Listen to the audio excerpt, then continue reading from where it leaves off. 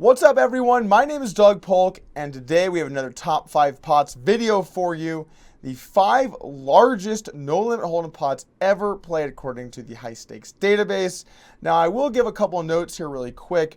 We don't know about untracked Euro sites, and we also don't really know about cross-booking. So in reality, there might be some pots that are bigger somewhere, but as far as ones we can actually get a hold of and know certain specific numbers, these are the 5 biggest. And they're pretty big pots, guys. All of them are over 500,000.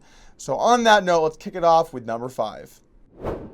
Number 5 opens up with Tom Dwan coming in for a raise in the hijack in a 5-handed 501k game. Now, these games are played at Rail Heaven. I'm sure anyone that's been in the poker scene for a while knows what I'm talking about. It was the highest possible stakes game they had on Full Tilt about 5 to 7 years ago. In fact, this hand, I guess, takes place 8 years ago, so even a little bit longer than that.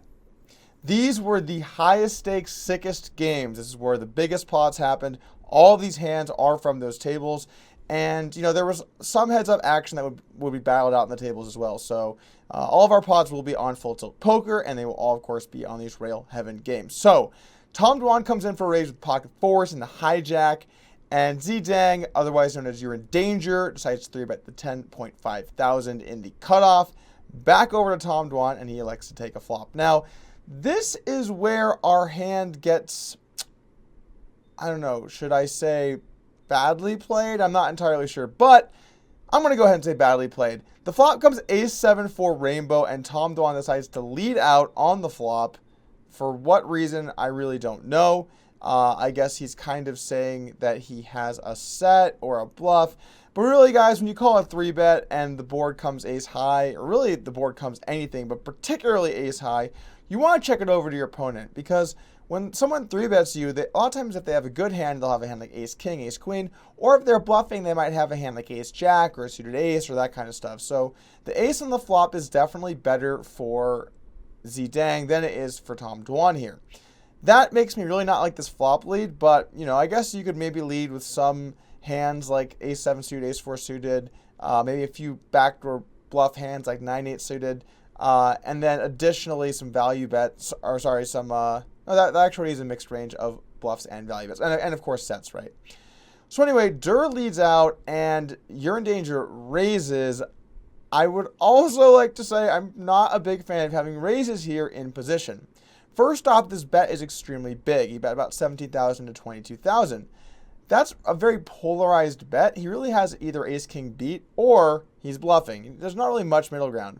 He could maybe have a hand like 8-6 suited or 6-5 suited, especially because they're this deep. He could widen it up pre-flop with a few more calls. But really, you know, other than those two hands, if he's bluffing, he's pretty dead against your value bets. And if he has a strong hand, it's going to beat a hand like ace-king anyway. And then also, if I'm You're in Danger pre-flop, I'm generally not really going to have 7-7 or 4-4 pre-flop, because if I have those hands, I'm more likely to flat doors open than I am to 3-bet. Now, 3-betting can be okay, but still, you're not going to have sets very often at all as You're in Danger, and that means that when we face this large and polarized bet, I kind of like calling with all my hands. Anyway, that said, it's 2008, and we raise it up.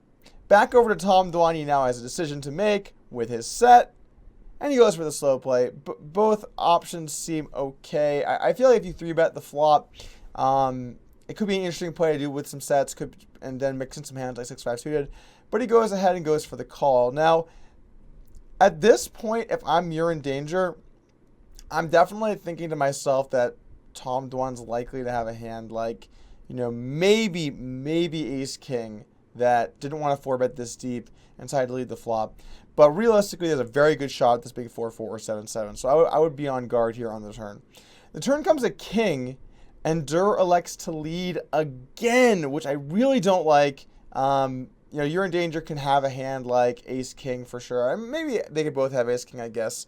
So maybe this card's fairly neutral. But at the same time, why have leads here at all? You know, this is just some weird, funky stuff. Anyway, now You're in Danger calls, which I definitely like. At this point, Durrrr is saying, hey, I have a set or I'm bluffing. And so it doesn't really make almost any sense to raise now, because what hands do you get value from? What hands, you know, what hand do you really want him to fold? Anyway, the river is a 6. Sorry, the turn was a king, river is a 6. And Dwan elects to go all in. Now, a 6, you know, it's not really that relevant of a card. It doesn't really have any of the bluffs that Tom Dwan could reasonably have pre-flop getting there. But at the same time, what bluffs are you really expecting Tom Dwan to have here? And I know people are like, oh, Tom Dwan's the sickest, right? All this stuff. But he has to have opened under the gun, called a 3-bet, led the flop, called a raise, right? So unless he just had totally nothing and floated planning on bluffing later, I just don't really think you're going to see Tom Dwan have almost anything here other than sets. And that's one of the reasons I don't like Tom Dwan's line, and that's one of the reasons why I think you're in danger. Whatever he ended up calling here on the river with, I think he probably shouldn't have called. I think we can safely assume he probably had ace-king, and it was kind of a tough spot. Either way, this is pot number 5, and some poker was played. Hand number 4 was played on October 26, 2008, again back at Rail Heaven. This time we have a slightly different lineup of players. Phil Ivey in the mix, Guy Liberté in the mix as well, being El Mariachi-Macho, can't really pronounce that very well, and John Juanda as well as Durrrr. Now, this hand, a little more standard, classical big pot cooler situation. We have an open, and then it gets over to John Juanda. He 3-bets to 4,500 with kings. Durrrr comes in for the large 4-bet to about 41,000 with aces, which I don't really mind, especially this deep. It can be a spot you want to go for a bigger size. Now back over to Juanda, and this is I guess the mistake I really have with the way he played this. He just bombs it with kings, and I feel like sometimes when people have kings, they're like, okay, if you have aces, you have aces, and they just close their eyes, and they're like, oh, and they put a bunch of money. But he should be picking a size where he can bluff, maybe have a hand like ace queen or ace jack, and turn it into a bluff, and then also be able to have value bets like aces and kings. He shouldn't just bomb it huge with kings and hope your opponent doesn't have aces. So I don't really like the size that he went here. It is also 340 big blinds in a 5-handed game. Maybe against Durrrr you do want to go with it, but there could certainly be some merit to just flatting the 4-bet. When he makes it 14K and Durrrr goes 41K, Durrr's value range is probably something like queens plus ace king. Maybe not queens, and maybe not ace king, depending on what he thinks Juanda's doing. And if he doesn't have one of those hands, he's bluffing. So either way, whether you want to trap his bluffs with a call or you want to 5-bet, your 5-bet should put him in a tough spot when he does have one of those bluffs. So I would like to see a 5-bet more like 80, 85, 90K rather than going 130K. But at the end of the day, this is a cooler scenario. And whenever you have kings and your opponent has aces, it's going to get pretty expensive. So this pot comes in at 600. Oh, yeah, and by the way, kings got there. So this pot comes in at 678,000, our number 4 pot. Let's move on to number 3. This brings us to hand number 3, and this is an interesting fact I didn't realize until I was looking through this. But hand number 3 is actually the next hand after hand number 4. These hands happened back to back. You can see the same players. The blinds have moved. Durrrr has not yet rebought after taking his beating from the last hand and is now all in for 2 blinds. So unbelievable that in online poker history, 2 of the hands happened back to back. That is completely nuts. Anyway, back to the hand. The hand opens with Guy Liberté coming in from a limp and cutoff, and Juanda isolating on the button with king 8 suited. Definitely a reasonable play here with a good hand on the button. Not a great hand, but a worth playing hand, particularly against the weakest spot at the table. Now, Durrrr has 2 blinds and just calls it off with queen 7 suited because, at that point, why not? There's some good odds. The big blind's probably going to fold, etc. So I'm totally okay with that. And him being there doesn't really actually matter much in the context of the hand. Ivey now wakes up with pocket 10s of the big blind and decides to 3-bet to around 17,000. Now, I like this play.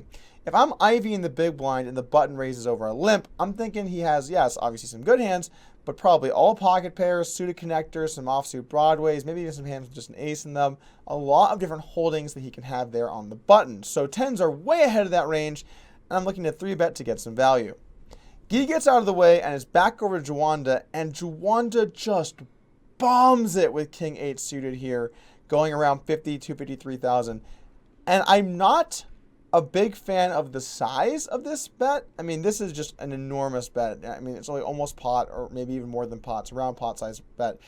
I would like to see this size be something more along the lines of maybe 42, 45, in that range. Something where you put, maybe not even 45, maybe like 42, something where you put Ivey in a tough spot with hands like 10s. If he decides to jam, he risks a lot to not as much. And that way you get to play a little more post-flop. You keep the pot a little bit smaller relative to the stacks that you have left behind. As far as using King 8 suited, I think that's okay. It's a hand that's maybe a call, maybe a 4-bet, maybe a fold. Anytime you're in that area where you don't know which one's the right play, it can't be bad to use that as a bluff. So I don't mind that at all. And now back over to Ivey. He decides to take a flop with 10s. And I like this play. Don't get me wrong. Calling pre-flop facing 4-bets opposition with pairs sucks. You mainly brick, and you have a lot of tough spots post-flop. But 10s are going to be strong enough, particularly if he has some bluffs. And additionally, if you decide to re-raise from here, you're only getting action when they have aces or kings, and that doesn't really seem fun to me. So Ivey goes for the flat, and we take a flop. And much like would be needed here to be one of the biggest pots of all time, we got ourselves an action city flop. We got Ivey with middle set, Juanda with the second nut flush draw. Ivey checks, and here I'm not a big fan of what Juanda does. He goes ahead and bets full pot, which doesn't really make sense to me. I know what he's trying to do. He's trying to give himself a good price to be able to call a jam. If he gets jammed on, he'll have the equity to call with the flush draw. He doesn't want to have to bet fold, and that's fine. But if you bet here in general, your opponent's not going to often raise you all in. It's going to be pretty rare. So I'd like to see a bet here more like 40 or 45,000. Certainly not 110,000. If you do get raised, you can either jam or you can call and play some turns. Really, kind of up to you and what you want to do there. But in general, they're either going to fold or call. Another option on the table is to check back the flop. You can check it back and look to play some turns. You can represent some stuff on the turn. If you brick, you can have a nice disguised hand if you hit a flush. So I don't mind that play either. I think all of those plays have some merit. But he goes ahead and bets the full pot. Over to Ivey, I don't mind jam. I don't mind call. One thing I like about calling is that way when you have a hand like ace-queen or ace-jack suited, when you call, it doesn't just mean you have a top pair that's scared. It means you have some very strong hands. So I don't really mind either way from Ivey. Both make sense. He decides to jam, and we're flipping for the third biggest pot in online poker history. Unfortunately for Juanda, he can't ship back-to-back pots. Bricks out, and Ivey scoops number 3 for $687,000, which brings us over to the number 2 hand in online poker history in No Limit. Our number 2 hand begins with Tom Dwan and Viktor Blom, otherwise known as Isildur, playing Heads Up No Limit almost a full year after number 3 in 2009, November. And this was the match I think a lot of people really remember about maybe even online poker in general, but it was where Isildur ran up millions of dollars on Tom Dwan and ended up losing them to Brian Hastings. Anyway, this hand itself, not the most interesting of all time. We have a bit of a cooler situation set up here. Ace-king suited, of course, for Durrrr on the button, and aces for Isildur in the big blind. The action's pretty simple. It just goes open from Durrrr, 3-bet from Isildur, 4-bet from Durrrr, 5-bet from Isildur, and back over to Durrrr. And you know what? I actually would like to see Tom Dwan go for a flat here. Look, I understand it's heads up, and you have a very strong hand. Ace-king suited is an amazing hand in heads up. Don't get me wrong at all. But if you jam here, what hands are going to call you? You know, I understand you're trying to maybe deny some equity, maybe put him in a tough spot if he has a hand like queens, decided to 5-bet and see what happened. Maybe put him in a tough spot with a hand like ace-king as well. Maybe get him off of a bluff if he has a hand like jack-10 suited or something. But the point is, if he calls your jam, he's going to have aces or kings.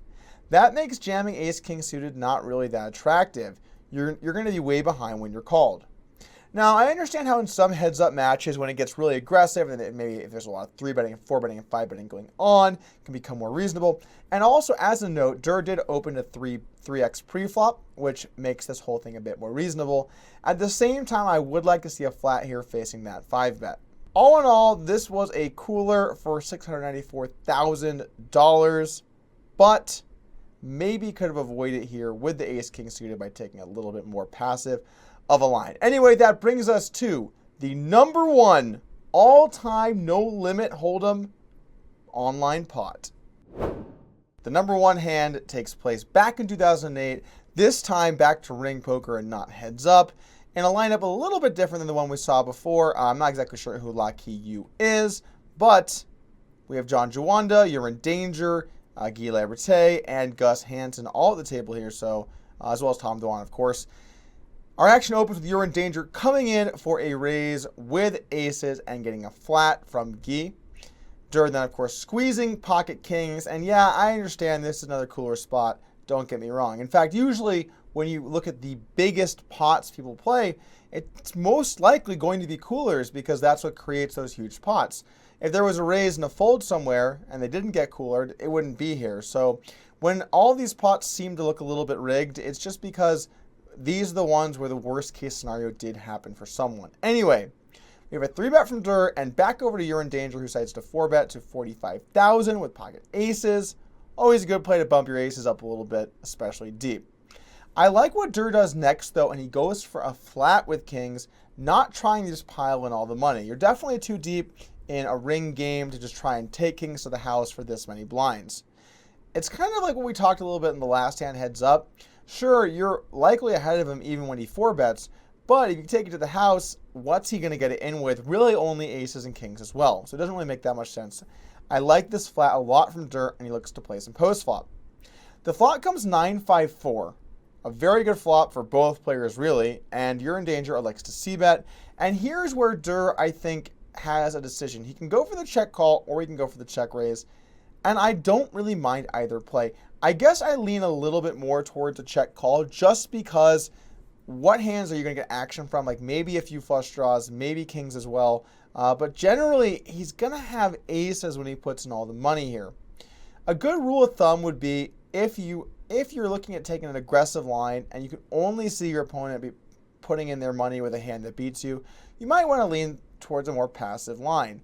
That said, it could be that You're in Danger has a hand like queens, decided to 4-bet for value, and now thinks that Tom Dwan's on a flush draw. Durrrr is kind of making his hand look like a flush draw by raising here to try and commit himself to the pot. So I guess I don't really mind this either way. I could see logic for both options.